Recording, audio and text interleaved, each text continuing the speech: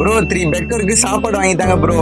அவங்களையும் என் குடும்பத்துல ஒருத்தவங்களாம் நினைச்சுன்னா இப்ப அவங்களுக்கு சாப்பாடு வாங்கி தரப்போறோம். வாங்க வீடியோல இருப்பலாம்.